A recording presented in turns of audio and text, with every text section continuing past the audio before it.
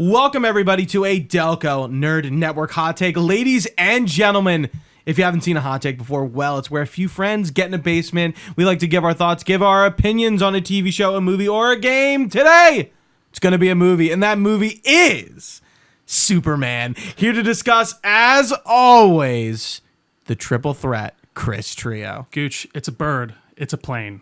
No, it's actually fucking 2025 Superman, and I'm excited to talk today, man. How are you doing? Excited. I'm doing fabulous, dude. Walking out of that theater on Thursday night, I was like, dude, I am so fucking amped to talk about all that there is with this movie. But we are going spoiler free for our initial opinion, so if you haven't seen it, stick around. Yeah. But if you have seen it, be warned, we will give you the spoiler warning once we get into it. Absolutely. I'll throw it to you, man. You saw it twice. I did. Not just once, but twice in IMAX both times. I did.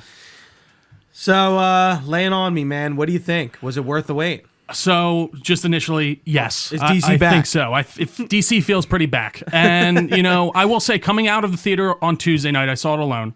I was like, I think that was really good. That must be an interesting experience to see a comic book movie alone. I mean, I've done it. No, for sure. But, like, that caliber of comic book movie, you know, and you're just kind of with yourself. And it was actually kind of nice because I kind of really could sit with my own thoughts on it for the moment and really kind of simmer. And I was like, okay, I think I really, really like that. I want to see it again. I want to see your guys' reaction. I want to see how the theater reacts because that theater reaction in the first night was great. But, you know, that's an early screening. You're going to get the people who really want to be there and see it. So I get that to a degree. But yeah, after Thursday's viewing, I felt like my opinion really crystallized, and I really kind of set into how I was feeling. The Fortress of Solitude? Exactly. Thank you. And I really like Krypton. I just really fucking enjoyed the movie, man. I think the direction that they're taking this DC universe is where I want to see it going. I think that they lean into the campy qualities of Superman in the right ways while keeping him still very modern. I think Corenswet truly steals the show for me, as well as, you know, Mr. Terrific as a close second. He is Superman. Those moments that he's kind of using the old-timey language that's kind of mixed in with very modern speech, and it feels natural. It doesn't feel like he goes like, oh, golly gee, at some point. I don't think it's exactly that, but it feels like that level, but it doesn't feel unnatural. Like, I think he's fantastic. I think Brosnahan was fantastic as Lois Lane as well. I really thought she got her moment to shine. You know, it was just a really great time, Gooch. I can't wait to talk about it more. It's not a perfect film. There are issues I have with it. There are a few moments here and there that I think could have been tweaked in certain ways that would have, you know, been more effective. But I think there's some bold choices taken, especially when it comes to Superman's origin that, you know, I say bold, but isn't, I think, that wild when you really think about it. Just not the norm. Not the norm. And, you know, I'm glad they stuck to their guns on it, but I won't go further than that. Gooch, what did you think, man? Yeah, this movie was, as a Snyder fan, going into this new phase of DC and kind of being like, I wish we were going to get, like, what Snyder was doing. I think this is a fabulous and absolutely stellar, like, other thing. Plan B, I guess. Mm-hmm. Different direction. Yeah. This movie, and some of you Snyder haters are going to be mad at me, you BVS haters. This feels exactly what Snyder was trying to do, but James Gunn had the backing of everyone in his corner, and he did it. Yeah. I mean, yeah, it's a different tone. The Supermans are vastly different, but the universe, I mean, and Snyder didn't even try to do it with the first movie. He did it with the second movie. And in this one, you know, one of our biggest red flags was like, this seems like a lot. Like, there are a lot of characters here. I don't know how you're going to give everyone enough screen time, which I don't think it necessarily does. I think there is one character who doesn't necessarily get the lines or the screen time and just kind of feels there, but as a group, it feels good. But yeah, the chemistry between Corenswet and Brosnahan as Lois and Clark, I was all over it. I was too. I you know, like, take Adams and Cavill and punt them out the window. I don't think their Lois and Clark was the point of their characters. You know, their romance and their relationship never really stood out to me. Sure. Honestly, Lois and Clark's relationship in most things never really hooked me. Even in the comics, it just...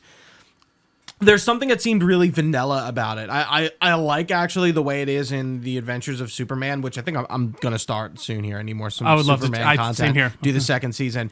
But like, you know, we get a scene where they're not dating. They're dating, but they're not labeled. Like they're very early on. Very modern.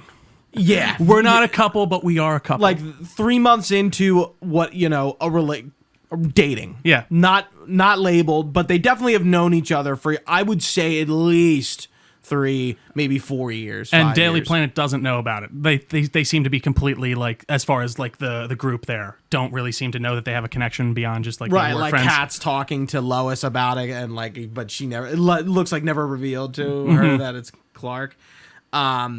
Yeah, and like I really enjoyed the relationship. It does feel very modern and very romantic, and like I really enjoyed it. Like the spark was there. Like, and I'm looking forward to see where that goes. But the world building I thought was really great. Fucking Nicholas Hoult as Lex Luthor. Wowee, guys. Holy fuck. It could not have been a better performance. I feel like I don't feel like most of the characters feel like they're right from the page, maybe except for Guy, but Lex Luthor feels like he is right out of the comics. It's very different from anything we've gotten before. I think if you're a Lex Luthor fan as a character, you probably like Michael Rosenbaum as him the best, just from like what I understand and hear. I think this is probably going to rival his performance. I mean, obviously you have like 7 seasons of a TV show to sort of, I think like 10, maybe. yeah, something, you know, like he didn't go to the end, but he was in it for a while. Yeah. Yeah, James Gunn understood the assignment. I think he knew what he needed to do, and he did what he wanted to do, and he told the story he wanted to tell, and left us not only wanting more, but I think doing something that Marvel hasn't done in a long time, which is like sequel bait us in a very not hardcore kind of cliffhangery way, but like, Who's this? right, here's more. Yeah. And it's not in the end credit scene. And I mean, I think it'd be interesting to kind of talk what you think about the end credit scenes when we get there. Definitely. But yeah, this movie is fantastic. I do kind of struggle to find nitpicks. Or negatives, like big negatives. I think my negatives are sort of nitpicky things, like that one character I mentioned who is Hawkgirl. Yeah. I think is kind of between the Justice Gang, between the 3 of them, she's just kind of there. I would agree. And like doesn't get like too much dialogue or too much integralness within the rest of the plot, unlike Terrific and Guy Gardner. So I think if I had to pick a negative with this film, and I think it's a negative I kind of have a little bit even with the Batman, is that we don't see a lot of Clark Kent. We see a ton of Superman. I love that. And, you know, him as Superman. I mean, that seems that seems to always be a problem in Superman movies. Yeah, to a degree, for sure. And yeah. I think that does, because you're right. I think that's actually even an issue in Man of Steel for sure. Yeah. And I think the one that gets the closest to it is absolutely like Superman and Superman 2 and those classic Reeve movies.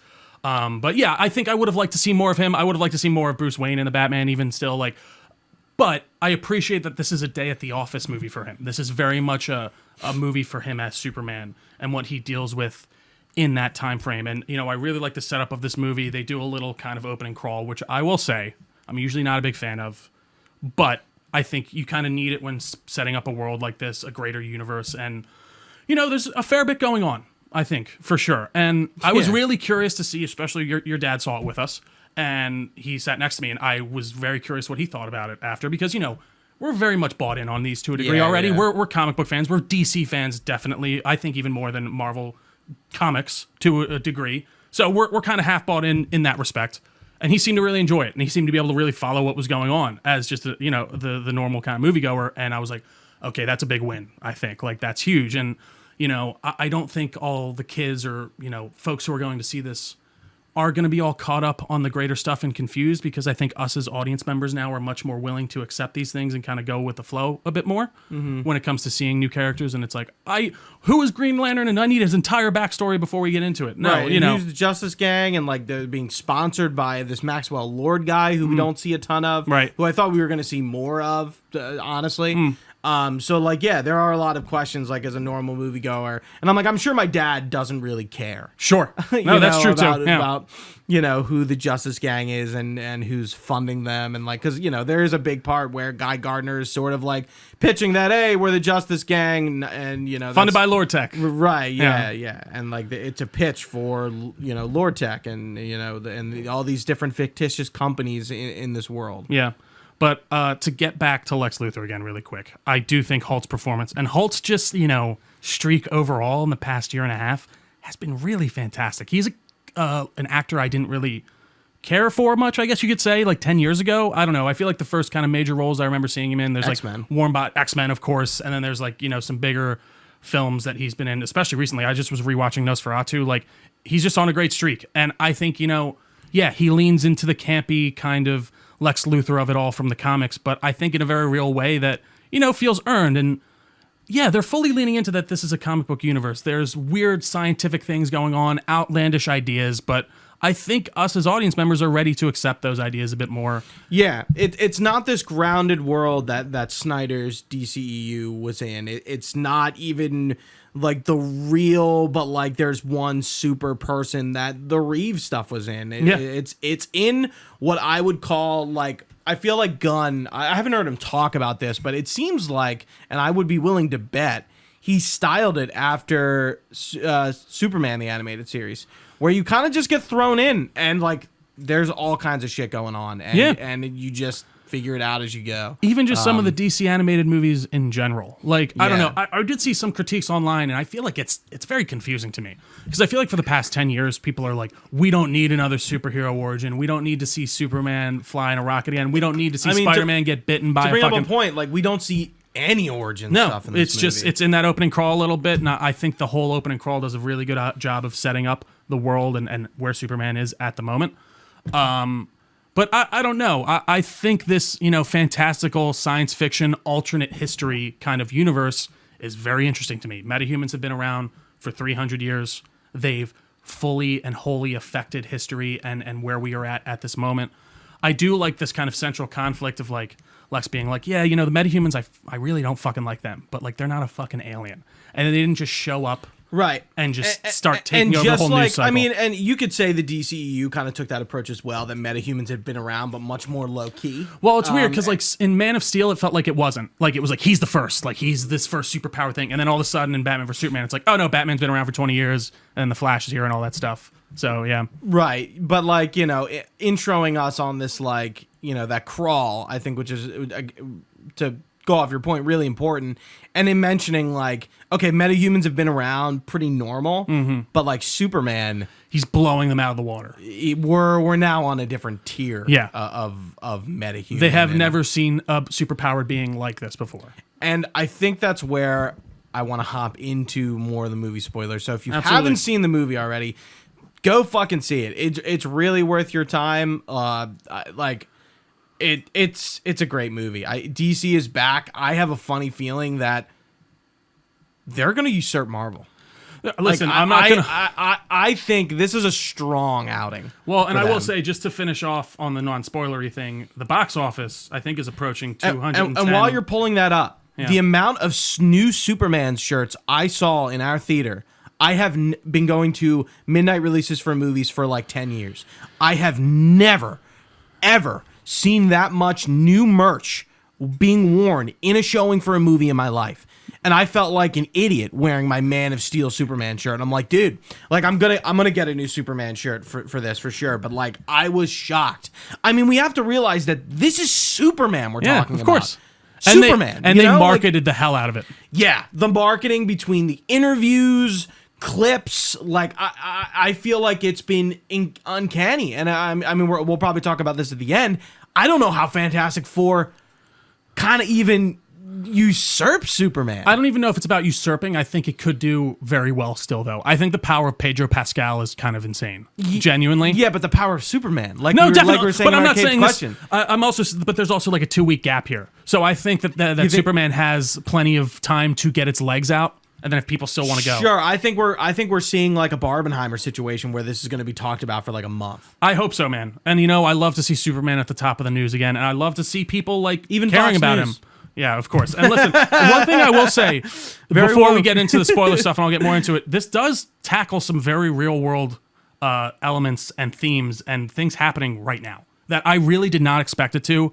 And there's even a moment in this where I was like, oh shit, like they were about to do that. They really are kind of, settling into it. And I was surprised, and I'm excited to talk about it more in the spoiler section. What's our box office? $225 million globally. So I believe it's around 150. And that's approaching the budget. That is, the budget was around 225, and but that's estimated, and people are estimating you want to double that for marketing. So people are saying, I've seen people saying like this needs $700 million to break even. I'm like, I just don't believe that.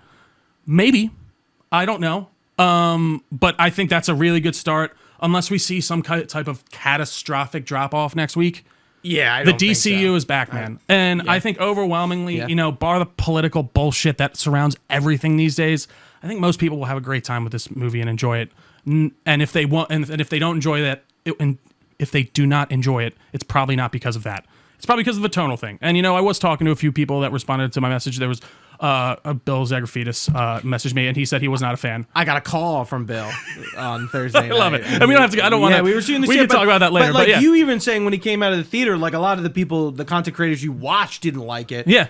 Bill didn't like it. I was talking to Mike Loran, another friend of the show. He didn't like it. He saw it again, liked it better the second time. So there does seem to be this divisiveness with the movie, which I think is good. We kind of saw that with Death Stranding 1, and look at Death Stranding 2. I mean, for those who don't know, like a very divisive game, the sequel is now very much less divisive. Well, and I will say, I think divisiveness can kind of help. I think it can, but I also think like it doesn't seem to be harming it. Like it seems like overwhelmingly the audience response has been not that way. And it's got an A- cinema score. That's great. Anything above, I think that's like what people are looking. Yeah. And then I think it's a little bit lower on IMDb, but listen, I just think it's fantastic that people are going to see it. You should go see it. The Rotten Tomatoes score is, I'm surprised. And again, I hate that it matters. And we talk about this in Discord all the time, but it does. It's in the zeitgeist. People look at that and are like, all right, I'm going to go see this movie. Yeah. It's at like that's why I brought up Letterboxd. Right. Like people go on Letterboxd. It's on 95. It's like a 95 on the audience score. I think it's like an 85 on the critic score. Dude, I think we're back, Gooch. And I'm hopeful. I really am. It's nice to feel hopeful again. So let's get into spoilers. Yeah. I want to talk about that first scene. We're not going to go scene by scene. We never do that. Sorry. Yeah. My chair. I know you're good. On the wire. I think we're good. That first scene. When we start the movie and Superman is bleeding. That, I think, is so powerful, where we see Superman on his back foot for for the first time ever. Yeah. Truly, like battered and bruised. Right, which I think is Gunn trying to say something about this Superman, that he is not the God's Superman that Snyder sort of depicted, right? We're seeing him vulnerable. Yeah.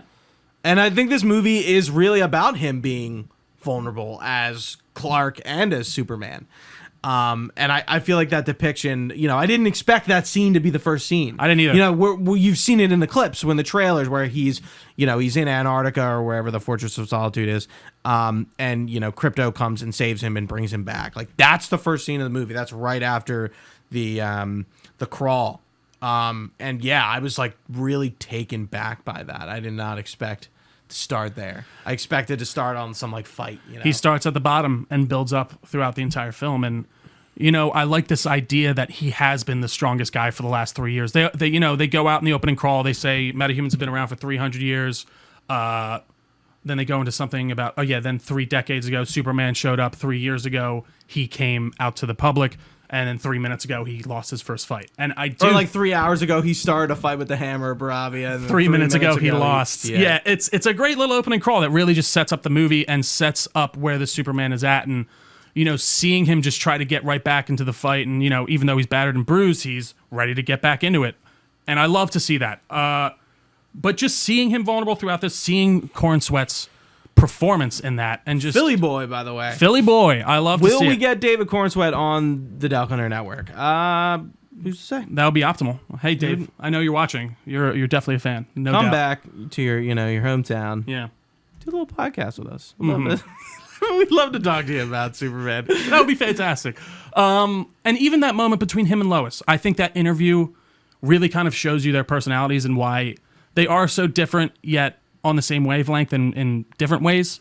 And, I think it's true in real life that opposites attract a lot of the time, especially when it comes to relationships. And they're just playing off each other felt so natural. And that first moment when she sees him in his apartment, and they give a kiss and all that, and they're just all up on each other, feels real. Yeah. And, I didn't realize how key that was going to be in this. Yeah, neither did I. Yeah, it really just is a fantastic, I think, representation of that from the comics. And, I love Superman. I'm not going to act like I've read a bunch of Superman comics, though. I've definitely read a few major runs, and I think he is a character that is unfairly maligned as a boring and, overpowered kind of character that no one cares about. And I think setting him up in that way that you're talking about from the beginning is what makes him interesting and what actually brings him back into the consciousness. Because I don't know, I see people some online complaining too, like, why is he getting beaten up so much? It's Superman. He's invulnerable. And it's like, if he was not beaten up the whole fucking movie, be like, well, Superman's all overpowered and he can't get hurt. What's the point of Superman?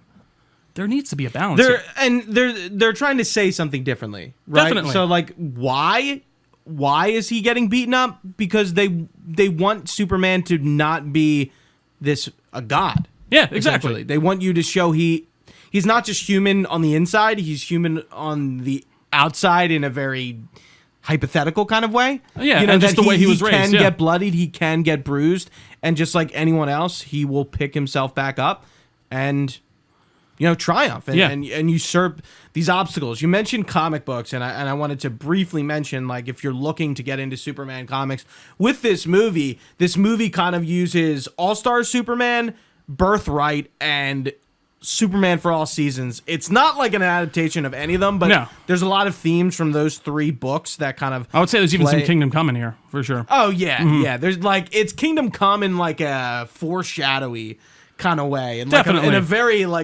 different kind of way. I mean, that's where that's the S is the Kingdom Come S. Well, and I would even say the Superman in this feels like the Superman from that, where he's very altruistic in the way of he does not want to hurt anyone if he doesn't have to. He just wants to save people. That is at top of mind. And I gotta say to you, I mean, you had to have noticed how often Superman is saving people, animals. During the kaiju fight, especially during all the fights, Superman is really going out of his way to minimize collateral damage, but more importantly, save living beings. Yeah. And that includes no matter pets what they are, and people and dogs and squirrels and all that. Yeah. Oh my God, it really is fantastic. And that whole scene, I think, really does a good job of emblemizing where the entire DC universe is at, because everyone's just kind of sitting around, all the people are crowding around and watching the fight. Guys are just in the coffee shop, just drinking their coffee, watching the fight. This is just another Tuesday for people. This is just how the DC universe has been going along. And I think the Justice Gang is a good foil for that, because I would not say they're killers, but maybe Hawkgirl is, a bit willing to hurt some people. And I don't think Guy Gardner is necessarily killing people left or right, or Mr. Terrific, but they are probably not as caring as Superman I was going to say as to the collateral damage of one of their battles. I feel like that's where the Kingdom Come influence comes in, where Superman's very much oh, what do we do? I want to take it from somewhere. Another generation. Well, and and he's I want to, even mentally, he's I want to take this to an alien prison, or I want to take it somewhere and euthanize it more humanely or something like that. He is there. He doesn't want to kill a thing if he doesn't have to. Whereas the new Justice Gang, you're well, I mean, we have to. Right. I don't care. Even Mr. Terrific throws his T-spheres right down the Kaiju's gullet. Boom. Yeah. And dead. I will say, just come on. Yeah. I think the action in that scene was a little bit iffy, but I do love just the silliness of Guy Gardner putting fucking oven mitts on it and just Hawkgirl just in its eye, just trying to beat it. It does feel as ripped from a comic book as you can. And really quick though, to get back to Superman saving people, I have 2 really, top tier scenes in this film, and one of them is of Superman saving someone, and it's when he saves that woman from the building, and he's holding it up, and he looks over at her, and then it falls, and she makes it out, and that's very much a Zack Snyder coded moment of and he rises from the rubble, and she looks back, and he's just aura farming and just looking fucking fantastic, and. That flood scene is very dramatic in BVS, but when she's reaching up at him, and Superman's in the sun. Yeah, it's very less dramatic. Exactly, but it's still, I feel exactly, and I feel, but it's just man, that guy is fucking awesome. It's just, it's a great moment, and you get a few really great hero shots. But as far as action scenes go, one of my favorites, I think my favorite, is the the baseball field scene when the Engineer and Ultraman are beating up on Superman, and she just starts. He's like, "All right, let's kill him. We got a backup plan. Just fill his fucking lungs and eyes with the nanites that you have." And he starts to panic at first. He's freaking out, but then you see he just calms down and he stands up and he's like, "All right, I just gotta fucking do something." And they just fly straight up, and they're just following him. And I feel like the tension builds so well, and he reaches the peak and then just comes back down like a pendulum. Like, it wasn't just brawn. It was the brains getting him out of that. He couldn't just tear it off his face. He couldn't laser eye out of it. He had to think on his feet in the moment, and he did it. And I thought it was just very cool and interesting and different. Yeah, I wanted to bring up a podcast we did probably just about a year ago with our friend Josh Duke of Cleveland.com. And, they filmed a lot of this in Cleveland. Yes. That was kind of what like the basis for Metropolis. Yeah. And it's funny because we talked a lot about that movie and we knew a lot about that kaiju fight and the fights with some shots with Mr. Terrific and other things like that. And, they seem to capture a lot of stuff going on in the city at that time. And it's funny how much I feel like we, didn't even, gloss. Like, Lex Luthor was not on site for any of those shots. So we were all kind of like, there was so much that even though we examined the filming of this movie pretty deeply compared to any other comic book movies that we usually do, there was so much more. Doing that didn't really spoil anything. Well, and I think even James Gunn at the time, he did an interview and he's like, "Listen, I wouldn't be filming anything outside that was going to spoil anything or something like that." So, that makes total sense. One of the photos they broke of Mr. Terrific, I think one of the first shots of Mr. Terrific we ever saw was the end credit scene. Yeah. And I was like, that's crazy. Because who would have fucking thought? There's also get to that a little later. the one where he's he's clearly playing with Crypto. It was for the dog bone commercial. It's very interesting. And listen, to bring up Crypto, I gotta say, overall, the CGI in this movie, I think, looked genuinely fantastic. There was one questionable shot when the Hammer of Bravia or whatever grabs Superman and there's a close up of his face. But overall, for how effects heavy this movie is, and especially when we get into the pocket dimension, I think it looked really good. And dude, Crypto was, I think, a scene stealer for a lot of people. Yeah, I think Crypto added this weight emotionally to the movie in a cutesy way. And then, when the Engineer fucks him up and, in the Fortress of Solitude, it's a dog. So obviously you're going to have some sort of reaction to it.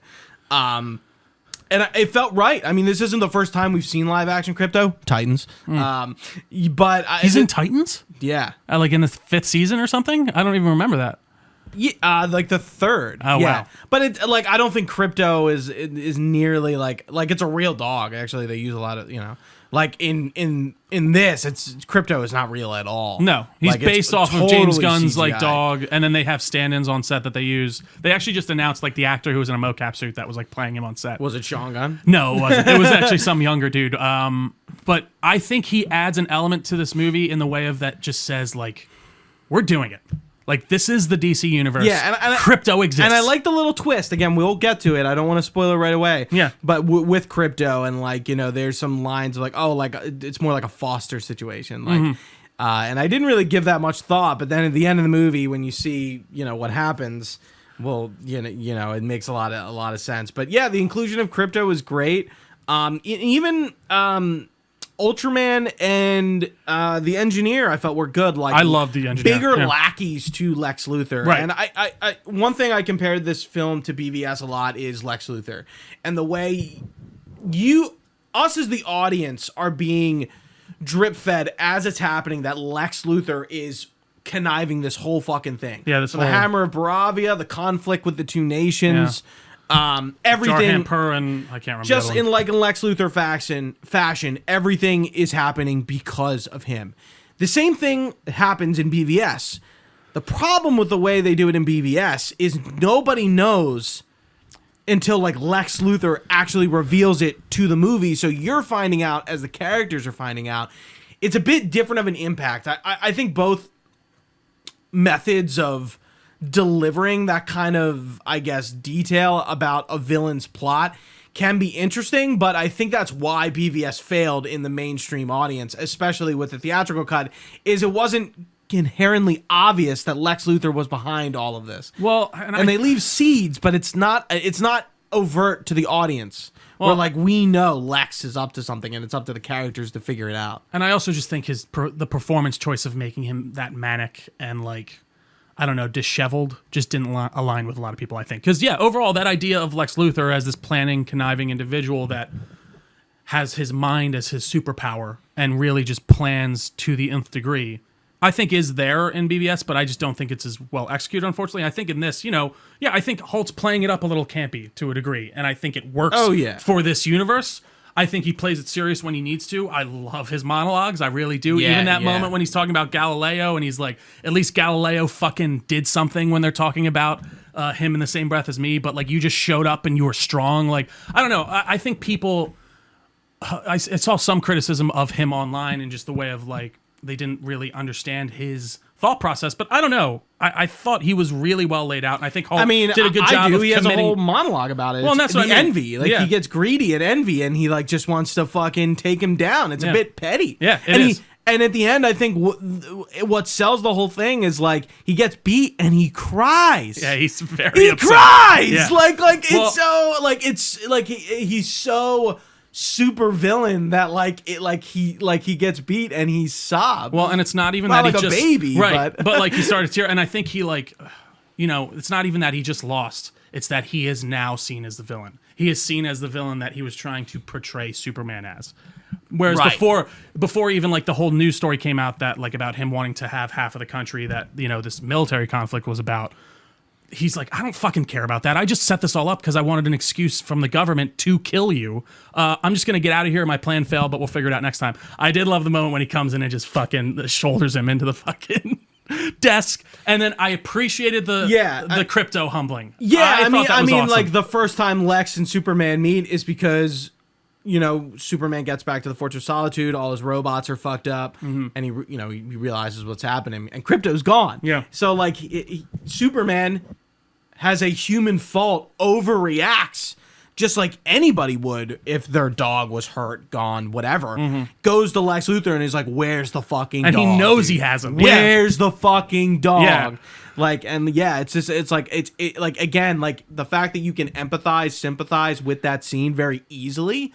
As either a pet owner or anyone with any sort of like, heart. Yeah. Anyone who cares, like, like, it's like, yeah, like you kind of, I feel like if this scene was pitched a different way, you'd be like, why is Superman doing that? Yeah. No. You get it. Yeah. You don't need, we don't need to talk about it like it's a plot hole. And I think the major thing for me in this movie is the leaning into his human side. And, I think that's very made clear with how he is sent there and the message reveal from his parents. Where, he uses this. So the setup is that he has a message from his parents that he was sent to Krypton or sent to Earth with from Krypton. Half of it was damaged in transit. He's only heard the first half, and it's, a very uplifting message. You're my son. You're my heaven and earth. You're my heaven and land, whatever. We're going to send you to this planet, be its protector, do good. And then it gets cut off. The second half ends up being discovered by Lex Luthor after he traces him back to the Fortress of Solitude. After that fight, there's a lot of good logical steps to get to things. He goes to the Fortress of Solitude not looking for anything in particular, but there's got to be something here that I can use against Superman. And they end up decrypting or fixing, the engineer does, the last half of the episode or the last half of the message.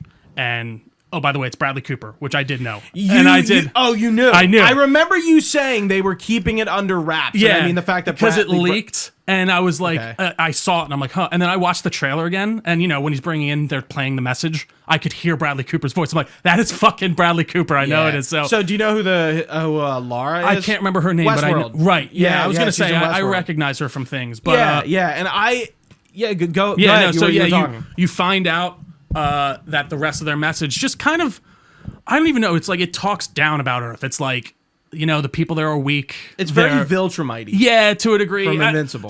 I see people saying like they sent him there to conquer them. I think it's like, and it's very much that's how the Kryptons are. They're conquerors. I don't think that's it. I think it's more like they're just like, we're saving you. We're sending you to this planet. It's the best one we could find. The people there are much weaker than you. You're much smarter. Krypton stuff is better. spread Krypton's seed literally throughout, gain many wives. They even start using language in this that I was very surprised about, like the way they translate it. And, that's very realistic in the way of like, you want to start showing up some fucking jingoism and some shit in the U.S., start using that type of language and like anything kind of, links to the Middle East or even Islam and stuff like that. Like it's fucked up. Like it's a very realistic depiction of that. And even the conflict between Jaipur and I can't remember the other country that's obviously an Israel. Boravia. Jaipur and Boravia. It's obviously an allegory for the Israeli-Palestine conflict, and I was very surprised to see them lean into that. And politics aside, and whatever you feel about that, I give him a lot of credit for very much taking a stance on it, and saying where probably Superman would align on it. I think they lean into it as much as you can. Which is with Palestine? Yeah, very much so. And you can see that in the movie. And it's a very much a cartoonish, comic booky representation of these two sides and of a conflict like this in this. And the guy on the Boravia side is very cartoonishly evil, and that's just what it is. That's how it is set up in this film. But I'll give him a lot of credit for leaning into it. There's a moment where a soldier is about to shoot a fucking child in this gooch. He was about to do it. I was like, oh my God. And, Guy Gardner Guy Gardner fucking shows up. And I like that moment of like, I like Superman good gum, so you got an upgrade. Like, by the way, he's for the little bit we got of him, Nathan. We'll get it. Let's give it its due. But I just think this whole conflict, I think, works very well for the movie, and I think this idea that like, I don't know whether or not like you know very deeply about whatever conflict this is talking about. Like you see Superman there, and he just sees a bunch of people dying and being attacked by a military force that is much more advanced to them. Yeah, he'd probably show up and just stop it, regardless of what's going on. And if other people on whatever other side, started shit again, he'd just be like, listen, I don't want people to die. And I'm going to sit here and I'm going to stop you from doing this fucking war. But that is an interesting thought, because what does that mean for geopolitics? Like, what does that do to the country? And like, people are saying he isn't really truth, justice in the American way in this. And like, it's like truth, justice in the human way. But really, the most American thing you can fucking do is go against your government. That's the basis of what fucking America was built on. So, like, I think that is really fantastic. And I love all of those allegories. And I praise James Gunn for just leaning into it. Genuinely. Well said. I want to return back to the Jor-El and Lara, about their depictions. It's really interesting because, so do you, like, I almost was like, no way the message actually says that. Like when Lex Luthor reveals it on Michael Ian Black. So yeah. So I should say, like, did we say the full rest of the message? It was basically like saying, like, you should come here and lord over them. Or whatever. And it's like, is that true? Did Lex find it and doctor it? Is really where I was going. I'm like, he must be. But it's kind of revealed that like that is not the case. They keep saying it. They're like, no, it's real. It's real. He says it even to the guy Mr. in Boravia. Terrific's like, I looked at like, and I'm pretty sure it's Mr. Terrific. Yeah. And he's like, like I looked back at this and like it's 100%. Yeah. And then even like when Lex is like, talking to the Boravia guy, they're not lying. Yeah, like this is what it says. And I love that moment where Lex is like, I broke in there trying to find something. I didn't realize the fucking parents of him would give me that. Like it's really good. But I appreciate them leaning into it because I agree, Gooch. Yeah, it's very different. I mean, for Superman, we've never seen any of this. And you look back at Man of Steel and how Jor-El, especially, Jor-El and Pa Kent, are really this, like, huge base for Superman in Snyder's stuff. And now it is almost the exact opposite, where it is more of his Earth parents, Ma and Pa Kent, than it is his Kryptonian lineage. It's very interesting. I think it's going to be interesting to see what they do with that in the long run. Because, Superman kind of always has moments where he tries to not revive Krypton, but learn more about it and sort of salvage something from it. Like it always happens. He wants it to continue, in some sort of Superman thing. So it's interesting to see like them not go in that direction. I think like, again, like when you look back at something Zack Snyder did, and if Zack Snyder did something like this, I feel like he would get reamed out for it. This is a pretty ballsy move in terms of like the normal Superman canon. It's interesting. And I will say, I think it just sets up an incredible identity crisis for him throughout the entire film. He's built his whole entire identity off that message. Right. This was his mission, was to be here to do good, to help people, to create a better tomorrow. And he realized his parents, like the main thing, they were kind of selfish too. I mean, we see this in every depiction of Krypton. They have a council of terrible nerds who don't believe that the fucking planet's with goofy hats that don't believe that the planet's going to end, and they're all kind of self-assured and aggrandized, and then it explodes. I kind of like the idea that Jor-El is not perfect either. He is a product of Krypton, and he's kind of shitty too. He sees Earth, and he sees the idea of him sending his son to Earth as like, well, he can rule. He's the better man. He is the better being. He will show them the right way, but not for the right reasons. Whereas Jor-El was like, we're more advanced, but we made mistakes. We need to learn from those mistakes. You need to teach Earth about those mistakes. He has that, what's the word? Humility. Whereas this Jor-El does not seem to have that humility, and very much seems to be in line with Krypton as it was. And the only thing that stopped Superman from being like that was his Earth parents. And his upbringing here, and his humanity. And I think that's such a fucking awesome message, Gooch. I do really love the depiction of Martha Kent as like sort of like just like a real Southern gal. Yeah, both of them are super very much that way. Yeah, like it just seems kind of odd, you know, like, but you know, like I mean, he's living in like a double wide trailer, which I think's interesting. So the scene, they seem to be not very well off. Like Definitely. I never felt like the Kents were poor. They always are in like a big kind of ranch house. Yeah. And it's like very much not. Yeah. But I like the scene with him and his dad, and you know, I forget the exact lines of it, but it's like, you know, he's like when he's talking about his parents, and he's like, and you know, his parents are finding out about this for the first time, and he's like, listen, your parents are here to set you up with the tools and send you out into the world.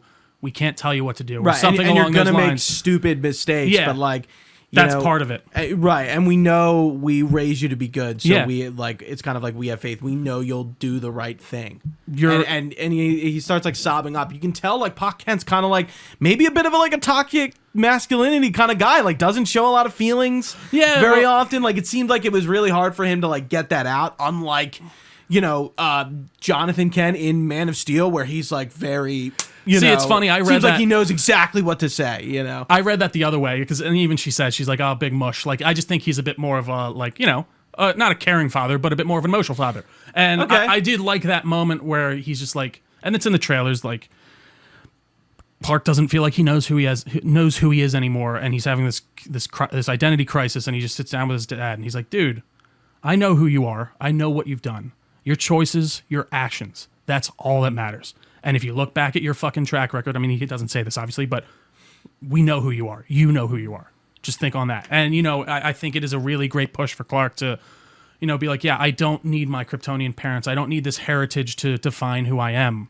It's who I was on Earth. It's my humanity. It's my human parents. It's my upbringing here. And I think it's emblemized in that last season, or that last scene incredibly well. And you know what this whole movie is emblematic of? I don't know if you notice this. James Gunn. Yeah. This is what happens to Superman is exactly what happened to James Gunn in his real life. Mm-hmm. He was trounced for something that happened in his past. Canceled, which Superman, people don't like him. Yeah. And I you know, we see the monkeys on the computer in the thing. It's clout. It's a bunch of bullshit online being spewed out to damage his image, whether it's true or not, or some of it's probably exactly right. It is you know, it's caught in the bullshit, and that's exactly what happened to James Gunn, only to rise from the ashes and become something more than probably James Gunn thought he could ever do. Right.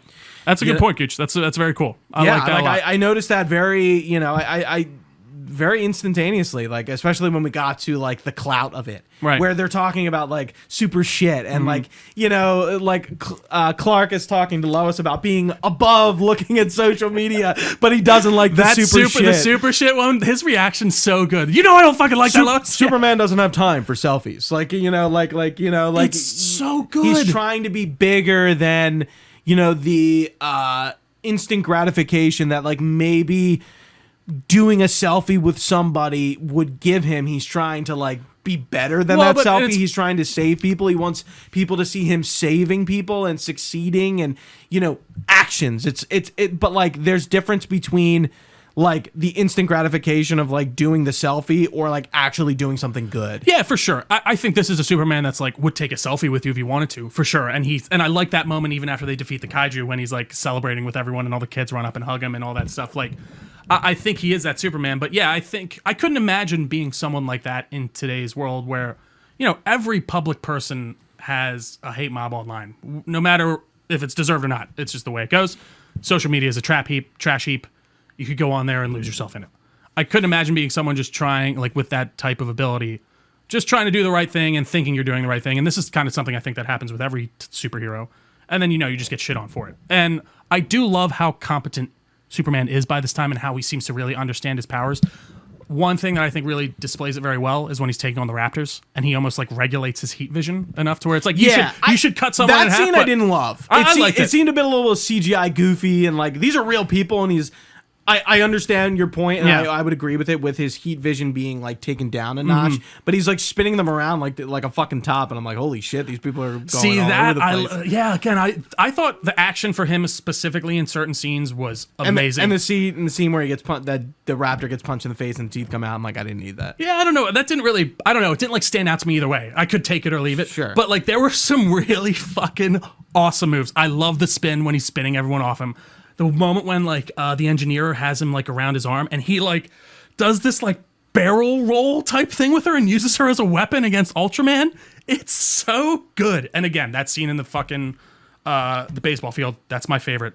But let's talk about Ultraman a little bit because you know he is very much a henchman in this, and I'm fine with that. And I called that reveal from the beginning. Yeah, I mean we were talking about it last year, and I'm like Ultraman, you know, he's just Ultraman in name. For those who don't know, Ultraman is an Earth 3 Superman, and he's basically just evil. Yeah, and I'm like, there's no. He's way like a mafia doing Superman, that. basically. You know, when we were like sitting here, and they didn't do that Ultraman, and I thought it was Lockup. Like I was just taking a stab at like who it could possibly be, but it's basically Bizarro. Or it's the beginning of Bizarro. Setup of Bizarro, yeah. Yeah, and I think we were talking. I think we're going to see Bizarro. It's a clone of Superman based from his hair. And he's stupid. Yeah, mullet, he says like, he's got the mullet and the long hair. He has to be told how to fight, but he can. Right, one A. Yeah, like I like how they're kind of like I do like how they're controlling Ultraman. Or like like through the control room, and I like how Lex is like that room that he's in, like in the Luthor Core tower. Like I really enjoyed those scenes, and like there are some Eve Tessmacher's there, and she has her role. Otis, we got to talk about him and Otis and some other Superman characters. That dude with the mustache is a comic book character. Yeah, he is. Yeah. It just felt like it made sense. Like Luthor has these employees and lackeys that are really loyal to him, and like that base and stuff like that, and there's so much more to talk about with that. I mean, it is really good. So but for Ultraman, he's a clone of Clark, like we said. By the end, he gets thrown into like a pocket dimension, like black hole. His suit is purple in certain lights. So I think he's going to go to like the Bizarro dimension, and something's going to happen to him, and he's going to come back looking super Bizarro-y. The one thing I did think was interesting was the use of kryptonite in this. You got Metamorpho, of course, who creates it, but also just the reaction he has to it. Like in the early stages, like what it does to him physically. I don't feel like I've seen something like that in a while. Even in like the animated movies, he just gets kind of weak from it. I feel like in this, he has like almost like an allergic reaction. Like his eyes swell up. He starts to get like lumps all over his face. And then when it gets close to him, it burns him. Like. Oh, I love seeing that type of depiction. I just don't feel like we really get that in movies. Clearly, Metamorpho is like, hard to say what Metamorpho is in terms of like a hero exactly, but he clearly is. He's really, a metahuman, of course, but no, Mm-hmm. and like his morality and like what he's done. Mm-hmm. But like you're saying, he has like a very hardcore reaction to watching Superman like kind of go through this pain, and he's like, dude, I can't. Well, and I got to do this because, like, my son, Baby Joey, my favorite character, is sitting across from us. Yeah. But like, I feel like once he realized, he's like, oh, it's not just Superman. Like, he's just gonna start killing a bunch of people, and it's like not fair if I just let all these people die. Dude, when he brings that guy in from the street that he had that interaction with, and like, like who some is Ultraman holding him down, or I think it's just another goon there. Yeah. Yeah, and like like Lex Luthor's like, all right, like torture time, like, Yeah. and it's like answering the questions, and he's playing like Russian roulette with the dude, misses the first shot, and he's like, oh, I'll fucking do it, And he's like, who raised you? Oh, yeah, again, yeah, great, like yeah. the way he's asking, and like the second shot, like he kills him, and like that got a verbal reaction on me. I was like, whoa, like I did not expect to be seeing that. They are hammering home, and I appreciate it. I want it. How much of a piece of shit, terrible person Lex is. And even by the end, when he's kind of lost and he just does the bitch thing of like, I don't care, kill everyone else. They like him. You know what? I'm gonna be a sore loser here. I'm just gonna let the fucking pocket dimension destroy the other city because I don't care about it. They chose him. His pettiness. Yeah, it works so well. Yeah, especially for this character. What did you think of the pocket dimension? And I think we got to talk about the boom tubey thing of it, because I don't know if we're necessarily right on it, but like it's kind of like they're already like teasing multiverse things or different dimensions, and it's like, okay, cool, but very comic booky, very something I think Lex Luthor would have. Absolutely. That alien, by the way, not a white Martian. What is it supposed to be? It's a just original concept. His name is Mr. Handsome. Did they say that? Yeah, so Screen Crush was talking about it. Yeah. And they revealed that like this character is just an original thing, and like he's supposed to be like the ugliest thing ever, and like that's just the background. Like interesting, he's just, like this like alien. Because like he even says like tall, dark, and Martian, and like looks at it. So like I don't like. Did they say that like is from like James Gunn or something? Like did he? Because I don't know where they got that information. Because they called him Mr. Ugly on set. I remember seeing that, but like that was I thought just like to keep it under wraps. Like, and like they were when they would talk to people about him, like for the press, they'd call him Mr. Ugly. So I don't know. That's interesting. Yeah, and but to see the pocket dimension, it's like a jail, and like it's anything from Metamorpho and Baby Joey to Lex Luthor's ex, who he hates, did something to him. Like it's just his personal kind of like test bed facility in jail where he does whatever he wants because he can do whatever he wants because he's Lex Luthor and he's gonna get what he wants. Yeah, like that's what he's and like I believed it, but you really think it's boom tube, huh? I mean, what else? It's a tube. I know it is a tube, and it kind of booms a little, and then it's a teleporter. Like I don't know, it feels like a boom tube to me. Yeah, I think that's just, or if not, a precursor. But here's the thing: boom tube technology is from mother boxes, so that's like a big implication that like he's using apocalyptic technology, and there's no indication of that. I feel like while I think you're right, and the evidence is there, it's hard to say outright that yes, that is boom tube technology, and Lex Luthor has access to a mother box or something like that, or a father box. Because I thought like Martian Manhunter and like Batman and like all them create that for the Watchtower, so they get out until like so it's hard to. It is based off apocalyptic tech. It's hard to say like is that like the original like right, where it was what's from, the original, or did it just show up in other things before? Like I don't think in like Justice League Unlimited like are they boom tubing? I think they're boom tubing, Gooch. I'm pretty confident. I could be wrong though. I'd have to go back and look at it. But let's use this opportunity. This is a big moment for Mr. Terrific and Lois. We haven't really talked about either of them. Let's talk about the standouts of this movie as a supporting role, Mr. Terrific, who I think was awesome. You said my dad liked him, which was great because who the fuck is Mr. Terrific? If you've never read a comic book, you probably don't know who he is. No. This is the second time we've seen him depicted in live action. The first time was Arrow, so again, very new for a lot of people. I'm trying to look at the actor's name. I'm sorry, but yeah, he's been in X-Men before. We were talking. It's like Eddie Gathigi, I want to say something like that. Where is he at? Why is he so far down? But yeah, I loved him. I think his suit is awesome, especially the way his T is on his face and like the disconnect from his lips and like the lack of eyebrows. It's awesome, and he does the white eyes for a little bit when he's using the T sphere. So this is Michael Holt. He is in charge of Holt Industries. He has a big tech thing behind him. Like he makes all these inventions. He's really smart. The ship is a new thing, but the T-spheres are not. And I really like, his moment, his James Gunn, let's put some diegetic music that turns into not diegetic music into the scene, and he's fucking everyone up, and Lois Lane is like, holy shit. I appreciated the Mary Poppins reference of him going up and going around the thing. Like, it's a great scene. That was probably one of my favorites besides, like, Superman's action scenes. I think he did a fantastic job. I think his characterizations really cool and just interesting. His suit does look the best. You know, I don't love Hawkgirl and Guy Gardner's suit, but that's because they are the most divergent from what they normally wear, and I get why they're doing it. They're on a superhero team. They're sponsored by Lord Tech. They want to appear as a unit. A gang, if you will. Yeah, exactly. A gang of justice, if you will. An alliance. Absolutely. But yeah, no, Mr. Terrific's, I mean, that's his suit. Like, just aside from like the thing, that's exactly what he wears. That's what he looks like. It's spot on. I think his like playing of Mr. Terrific, even his affectation's great. He only smiles once, and it's when he says he's like annoying Green Lantern. Yeah, he's like, what are you doing? Why are you helping this for? What are you doing down there? He's like, we got more important. He's like, and he's Superman. He's like, I'm doing more important. He's like, I'm doing some important stuff. Yeah. What did you think of and his chemistry with Lois too? I really liked. But even like, I know that the garage door going up really slowly is kind of goofy, but sure, kind of like stupid Marvel humor. But I kind of liked it. So I was gonna say, to get into that, I saw some people online saying that in classic James Gunn fashion, the humor was overpowering things here and undercutting things. But I don't know. I didn't really feel that. Personally. What did you think? I think it was a fine balance. I thought it was too. I didn't feel like there were moments that were like severely undercut. I saw some people mentioning like the thing with Lex like being like can't he just have a non-funny moment? I'm like, I felt like he was pretty menacing the whole time. And yeah, he's a bit cartoonishly villainous, but that's the world we're in.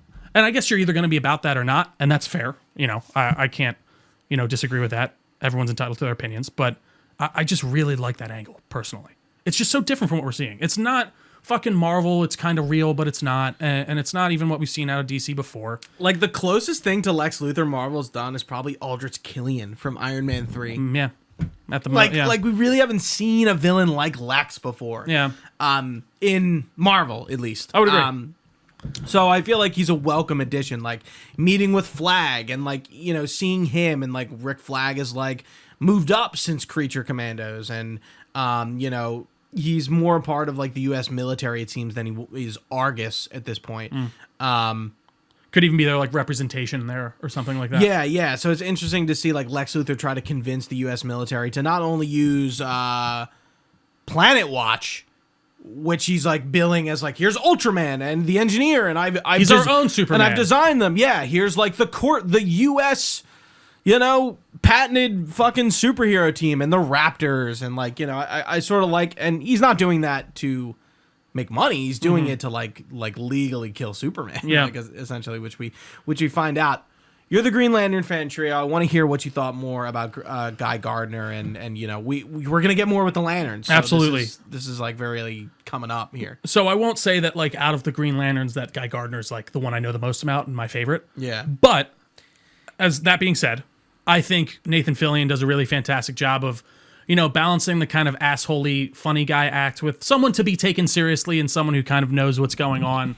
I think he looks great. I think the effects on the Green Lantern, like projections, were fantastic. I think there's like this kind of gleamingness to it. Like there's almost like a crystalline element to it, which I really appreciate. And I can't wait to see more of that. I would like to see a more, accurate costume for sure. I appreciated that it was real, and I thought his ring looked great, and I thought his bowl cut was fantastic. Yeah. And just Nathan Fillion himself was you know what's funny? I think if you used any other Green Lantern for that role, it probably would have usurped everyone. Oh, I agree. You're right, so like, for those who don't know, Guy Gardner's like he's third string. He's like the fifth human Green Lantern. You have... No, he's the third. He's the third? Yeah, he was the third. Then you had the... so, Hal Jordan, John Stewart, Guy Gardner, Kyle Rayner, Alan Scott. And then you're still missing some. So Alan Scott was the first. Jessica Cruz. Simon Baz. And then, there's another one that's somewhat 7. recently. Yeah, there's another. There's an eighth one, There's too. a lot of human Green Lanterns that are in, like, the Earth sector. Yeah, and they have mostly come about, especially in the last, like 25-ish years. I know, Rayner was the one in the 90s, and then Stewart was really kind of brought to the forefront through Justice League Unlimited, and that's where he kind of really gained a lot of his fame. I didn't realize he wasn't a Marine until that show came out.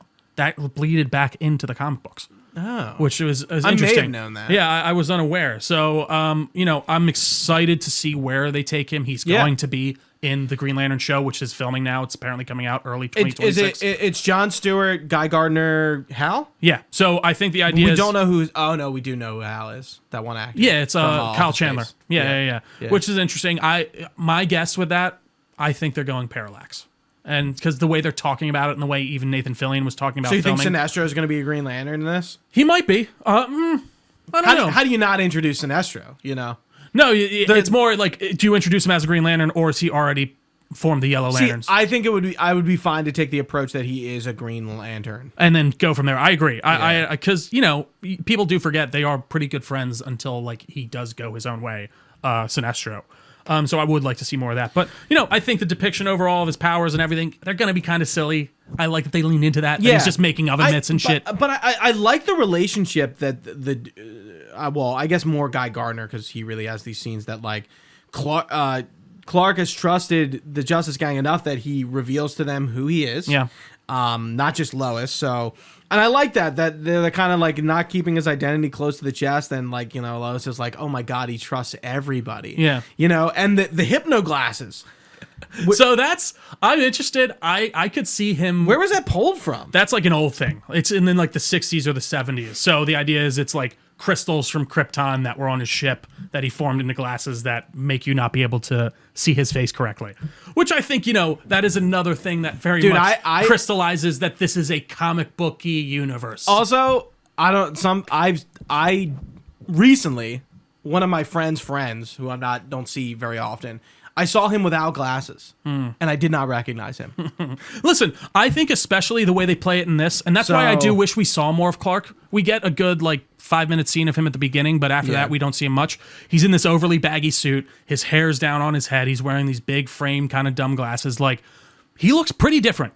Now, would that stop people from recognizing him in real life? I don't know. Probably not. After a while, people would figure it out, especially if you're doing your own articles on yourself. But which I think is pretty funny that instead of using Lois as the Daily Planet mouthpiece, Clark is just using himself. And he can do that because of the hypno. He's very much set in that because he can. He's not going to get found out about that. Don't take off your glasses at work, though, Clark. That's all I'm going to say. Quickly, Hawkgirl, I think, is just the weakest. For sure. Isabella Merced, has been in everything lately, which is cool. This is a smaller role for her, but I like her in the role. It's the Kendra Saunders Hawkgirl, which is the third one. So she's not Shira, Thanagarian, alien. She's a metahuman. I don't understand where her wings, they're gone. So I was curious too. I was thinking that. They never explain it. No, they don't. So I guess she can just summon her wings? Yeah, that might be it. I could see them just going with that because... And is her mace nth metal? We don't know. She, again, that's something I think us as comic book fans can probably... James Gunn seems to have an encyclopedic knowledge of that. Sure. If you asked him that, he'd be like, yeah, probably. I'd be like, hey James. James. On Twitter. Can you explain what happens to Hawkgirl's wings? Yeah, that's genuinely on Twitter. I feel like that's something you would actually ask. No, for sure. And I genuinely think that it's funny. I thought the same thing when she was drying her hair after the shower or something, and they were just and they're sitting there in the Hall of Justice. Which is a pretty cool. And then obviously they're not going to be the Justice Gang by the end. Obviously they're going that's going to be eventually the Justice League. And it seems like Metamorpho is also going to be a part of that team, which is cool. Getting a little Justice League Unlimited action, honestly. Just getting everyone. I feel like she could have been used more, but she is just kind of she has a lot of comic relief lines of we're not called the Justice Gang, those kind of things. Would like to see more personality out of her. And I will say, this movie doesn't do it, but sometimes I feel like movies can fall into the trap of everyone's the comedy guy and everyone's the funny person. And, I think movies have to get better about creating distinct personalities. Hawker also almost kills the Baravian. I was going to say, she doesn't feel as ha funny. She just seems more harsh. Yeah. Yeah. Exactly. Yeah. And she kills the fucking Baravian president. Again, very much a statement. Whether or not you love that, that's going to be something, but I don't know. And I mean, they do save, they do enter the conflict between... Jarhanpur and Baravia. Thank you. Jarhanpur was what I couldn't remember. I don't know why that one stuck in my head, not Baravia. Yeah. Just so funny. They do enter that conflict and save them. Yeah. And that's, I think, kind of another thing that leans into a bit of the Kingdom Come aspect of they're realizing, all right, maybe Superman's right on this one. Maybe we could use a little bit of Superman's naivete to a degree. We should be there to help these people. But we're going to do it in a way that's we're going to kill their president. I mean, DC has always kind of done these type of things. It's usually Bialia and some other country. No, definitely. But even it's not too unknown to them. James Gunn, I'll give credit. He's not afraid to lean in, especially with these movies. Less so with Guardians, because I think it's harder to weave that type of narrative in. But especially with The Suicide Squad. That movie is about the U.S. government going into a foreign country, conducting inhumane experiments on the humans there, and then sending in a covert spec ops unit to destroy all the evidence so that it doesn't come out. Like, that is a very realistic idea of what could happen in real life, dressed up in a superhero garb. Mm-hmm. And I want to see more of that through this. I want to see more of that out of this universe. Yeah. And this gives me hope for that. Genuinely, like, I'm not going to act like I wasn't a James Gunn fan before this. So I was going to be very surprised if I walked out of this and was like, that was shit. One thing, just talking off of James Gunn, it doesn't feel like his other movies in a way, meaning like Misfit Team. Sure. It does feel like Lex, Lois, and Superman are the key components here. Yeah, because, I mean, we've seen so much Misfit Teams from him that I was like, all right, you cannot do this again. Right. Like, yeah. it's getting fucking and that's old. that's a fair reason. So, who's directing Supergirl? Let's see. So, like, basically, my tee up was, besides being the head of the DCU, is James Gunn doing any other project? He's apparently writing a totally new script that we know nothing about. They're writing Brave and the Bold supposedly right now. Right. He's helping with that. Supergirl is done. I don't know if he wrote that script or not. Supergirl, there it is, 2026. I know he was heavily involved in that. Yeah, I'm sure. Lanterns is so I think Lanterns is the next thing. Yeah, the next movie is Supergirl. and the next movie is Supergirl. Let's see who we are here. Directed by Craig Gillespie, who directed I, Tonya.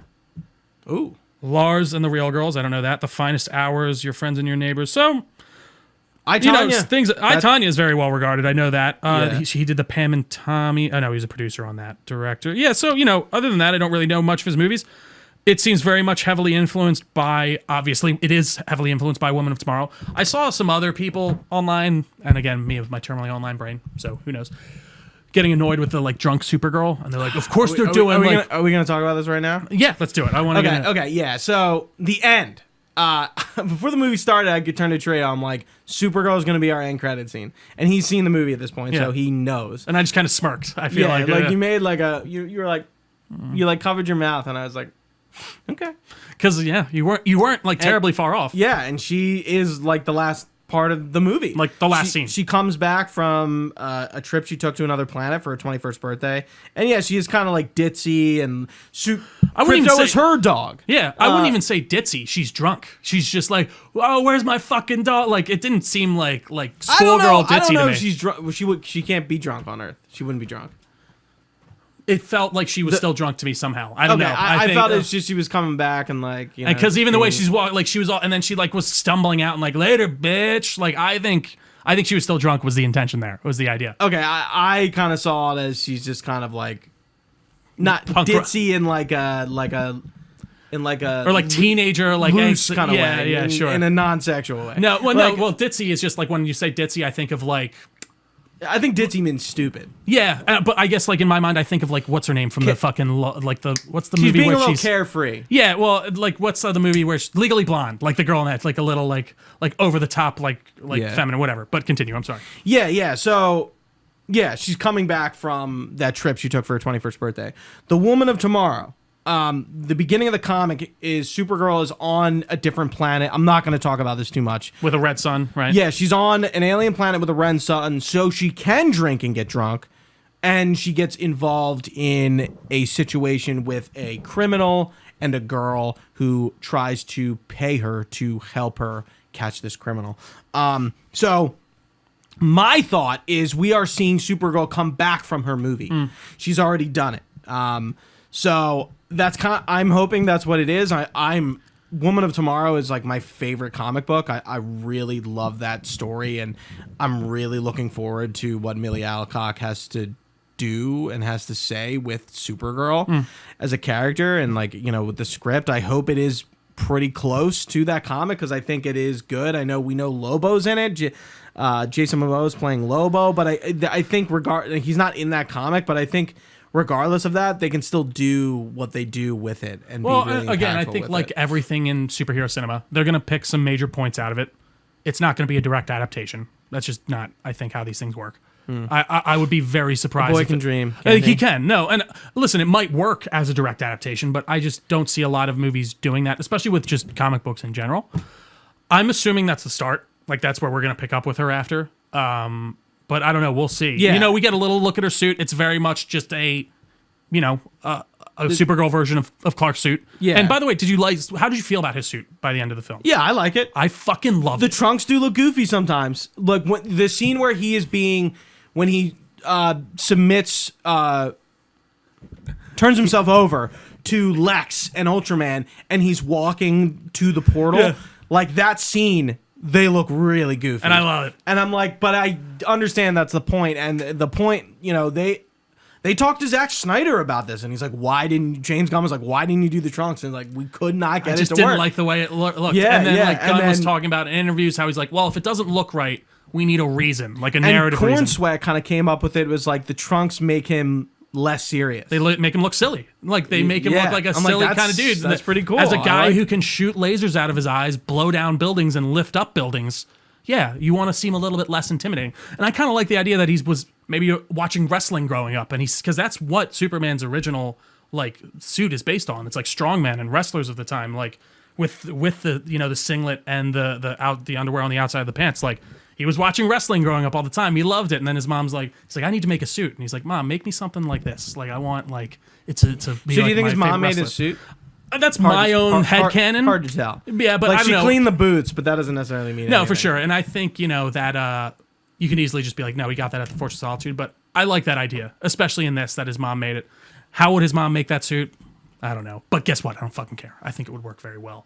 But yeah, no, Supergirl, I'm excited, dude. I can't wait. I think Mellie is going to be great. I think the suit looks good. We didn't get like an exact perfect look at it. She's wearing like a coat over it. But I'm excited to see what that movie is. I think it says a lot that they decided to put this in the end of the movie and not in the end credit scene. Yeah. And before we talk about the end credit scene, I want to talk about the Daily Planet people. Yeah. Interesting. I kind of liked all of them. I did too. I felt like their personalities, like they're really not besides Jimmy, and Lois. Yeah, like of course. nobody's really given like that much attention. Mm-hmm. But what's funny? You gifted me All-Star Superman for my birthday, and I'm reading it. And I got to the part where like Jimmy Olsen is like, all these girls like him, and I was like, what the fuck is this? And he looks like such a nerd. He does, yeah. In that, like, and I'm like, I don't get it. Yeah. And in this, it's like Jimmy Olsen fucks, like that. Like he is the VP of sex behind the CEO of sex. yeah. And who the CEO of sex is, we don't know yet. And, no, it's the gentleman from Spider-Man. Remember? Have you never seen that meme? No. It's like it's Ned Leeds from. Introducing the CEO of sex. But I'm sorry, continue. Yeah, no, I have seen that. God, I hate that actor. He looks so strange. Like, I really do. I'm like, dude, I just don't like your look at all. And he's getting like engaged. I'm like, him? like Gooch is a professional hater. Yeah, like I like Cat Grant. I like Lombard. No, well, yeah, but Perry White. Oh, the cigar thing. We hit the nail on the head. I'm like, the only reason they can do the cigar thing is because it's not lit. It's not lit. Yeah, and he's not smoking. And I kind of like the idea that he's trying to quit, but he's like still needs it as like the mouth. Is that thing. what it is? I'm assuming that he's just like. He just likes it's like a mouth. What's the word I'm looking for? Like, he likes the mouthfeel. Like, that's a big thing with smokers when they quit smoking. You have something to occupy yourself and you're doing something all the time. So I like the idea that he's like, all right, I can't smoke anymore, but I'm just going to keep the cigar in my mouth just because I like it and, it's a good look. Yeah. I thought he was great from just a little bit. Yeah, I think, again, my major negative for this film is maybe not seeing as much of them as I would like to, or not focusing on them a little bit more, because we were with these other folks and the Justice Gang a little bit and all that stuff. But that's not a major negative for me by any means. I just would like to see it more lent into in the next one. I don't know, though, Gooch. Anything else before we get to the end credits here? I'm sure we'll forget something and we'll get out of here that we're like, oh, I wish we mentioned that. We mentioned the manger change with his parents. That's what I wanted to talk about. Right. We mentioned, most of the stuff, the Baravia stuff I wanted to get into. I think we covered most of the characters. We talked about Crypto. Yeah. We talked about the Daily Planet people. I guess, what did you think of the CGI in general? Do you have anything to say about more Metamorpho? Oh, I love it. I think his character... I mean, I brought him up very briefly, but... I just think he looks great, first off. The costume looks fantastic. Yeah. I like the idea of his powers. I like how they illustrate his powers. I like how he creates like a mini, almost sun reaction through himself. And even that moment when he's talking through it, I think it does a good idea of just explaining his powers in just a moment. He's like talking through the elements that he needs to create this mini sun. You know, for how complicated and how C-list of a character he is, or I guess how like how complicated his maybe concept is. I think they do a good job of illustrating it immediately and giving you reasons to care about him. And you know, I want to stick around. Practical, by the way. Yeah, for sure. I'm sure there's CGI touch-ups and all that stuff like there is on suits. Even with Superman's suit itself, they just do that. Yeah, I thought the CGI was good. I wouldn't say it's great. I think there are moments like the one where he spins around, like that scene where I'm like, okay, I can really see the CGI real hardcore. Really? But like, yeah, I wouldn't say the CGI was like masterful. Sure. I think it looked pretty good for the most part. Like, I think the CGI on Superman was really some of my issues where I'm like, it looks kind of plasticky. Like a little video game cutscene, you felt? Yeah, like when the logo goes past when he's fighting, like that, I think looks kind of bad. Huh. But again, I think it's like, if I were talking to anybody about it, would not bring that up. Right, yeah. What'd you think about Baby Joey? CGI. Thought it was very cute. And I thought it looked great. Yeah. Good. No, I mean, again, I think for how Simon heavily... Stagg mentioned, by the way. Yeah. I'm surprised we did not get more. I didn't realize he was only made for Arkham City. Yeah, well, Sapphire Stagg. Yeah, like I didn't realize just he wasn't a character that existed. So, but I don't know. Yeah, I felt like overall, for how heavily this movie depends on CG, especially when you're in the pocket dimension, I think it looks fantastic. Genuinely. Even those fight scenes... It does get a little bit ropey here and there, but I thought that scene specifically, the punk rock part. What do you think about that? What, like the idea that like being cool and being nice and wanting to help people is punk rock? Yes, but I guess the fact that they just used it in general, I kind of liked it. Oh yeah, no, I like the idea. Even that moment when he's just having that conversation, like I just said with Lois. And they were talking about like Lois being like stereotypically punk rock, and like she was talking about how like she went through that phase, and like Clark kind of did, but not really, and but Superman is the punk rock, and like they use that song in the end credits, and yeah, I think it tied into the themes really well. It seemed like there really wasn't a moment that was kind of random. I feel like everything kind of came back on itself and had a point and had a message or something to say, and kind of made everything come together as a whole. I agree. It just felt super cohesive, and it felt right. I really did love it. And even just, I think it puts a nice pretty bow on it at the end when he walks in and the robot's like, let's put on the video of his parents. He loves listening to it. That's the exact thing that happens at the beginning. It is kind of weird. No, that's where the casting falls for them, because like they don't de-age. Like they're trying to put them in like the parents. Like they don't look young in that. They look no, not even that. It's just like it's weird. He's like in this chair, like spinning around, like listening to this thing. Well, he's not spinning around. The camera's spinning around him. Okay. Yeah, no, and I think the idea... I like the idea that he goes to the Fortress of Solitude. He's like, I need to fucking rest. I'm just going to sit in my chair, and I'm going to do my shit on my computer or whatever. I'm going to relax and watch old home videos of my parents. Like, and that got a big awe at the end. Like, everyone, like, when it's revealed. Because, like I said, at the beginning, he walks in, and the robot's like, play the message from his parents. It makes him feel better. Or the videos of his parents. And then they'd say the exact same thing, but instead this time it's his Earth parents. And it's just a really good, feel-good moment, I think, to end the movie on. And credit scene. Yeah. You might not like this aspect, but I like how they didn't matter at all. They're just little fun What's the first one again? First one is him on the moon with Crypto, and he gives him a hug. Yeah. And then the second one... They used that shot in the promos a lot. They did. Yeah. And then the second one was just him and Mr. Terrific back in Metropolis looking at, like, the city that had split and come back together. Right, the building's and like it's like totally just off. It's like slightly off enough to where and they just kind of give it a look, and they have this little back and forth. And that's it. Yeah. And I'm fine with that. I think those don't need to be something that you need to say after and need to see. I like that it's just in the end. I would mind it if we weren't alluded to what's next. Right. Exactly. I think it'd been like the story wrapped up, like you said, with a bow, great. But there was no allusion to what's coming next. But do we need that every time?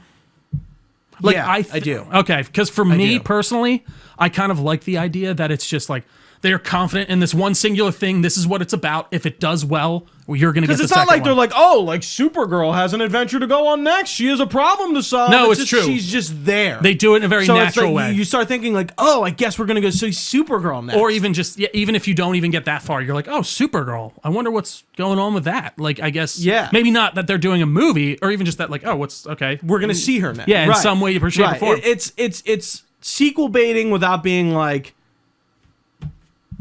I wonder what's going to happen with the other multiverses are going to say about that trio. It's true. Like I know. Fucking what Brave New the World. trap that Marvel has kind of fallen into for sure. They really don't know how to sequel bait anymore. It's just like it's always like very like sidesteppy or I agree. It's either non-existent or it's like really like in your face like that. Well, that meant nothing. You know, when fucking right. like in Brave New World, it's like, well, I wonder what the other multiverses will say about that or whatever the fuck he says. Just something that's just out of the blue.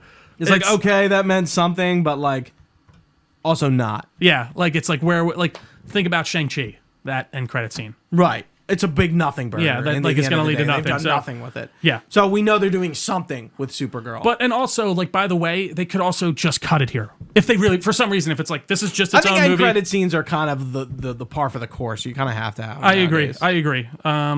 But yeah, I was fine with that whole setup. I was fine with not getting any crucial big setup from the end credit scene. The end credit scene. I like that it was in the film. But that's it, man. That's Superman. I think that is. It went pretty long. Listen, go and look up at your favorite cinema and go see this fucking film. Genuinely, I had a great time with it. I hope you will too. I think Gooch did too as well. I think this is the beginning of the rise of DC over Marvel. And just rise and listen. Even I don't think that's dramatic. Marvel's at such a low point right now. Even with their even with the big wins like Deadpool and Wolverine, and like not really Thunderbolts, but like Thunderbolts, like critically, like yes, but really. Not commercially. Yeah. Like, and listen, I don't even know. In my optimal world, both of these are doing really good and producing amazing content that I want to watch. Fantastic Four, man. It's going to be interesting to see how it plays out. Absolutely. I just think it's really great to see DC finally get its due, and I think that this is very telling of where we are in the way of the superhero fatigue. I still don't believe that exists. I think bad movie fatigue exists, and terrible story fatigue exists, and cookie cutter story fatigue exists. But I think this is very much shows you that this genre can very much be alive and well, and do well, and have a following. You just have to make a good movie. And don't get me wrong, it being Superman, one of the most popular pop culture comic book characters, or just characters in general, in the film, definitely helps. Yeah. But just on top of that, I think this is very good. I mean, Supergirl is going to be interesting, right? Very much. Yeah, to see who comes out and see how much money that makes, and and what the whole shindig is. Absolutely. But Gooch, I think that does it for us today. Thank you all so much for watching with us or being here with us live on twitch.tv/Delco Nerd Network. We really do appreciate your time. You can find this podcast anywhere podcasts are found. Just search Delco Nerd Network on your service of choice. We got a Facebook page, a Discord channel, all that good stuff will be linked down below. We are at Delco Nerds on everything with an @ You can find all this information on our website, DelcoNerdNetwork.com. You can even email us your comments, questions, or concerns to DelcoNerds@gmail.com. We would be happy to respond. But for Gooch, I've been Trio. Thanks for watching, guys. Stay nerdy. We will see you next time.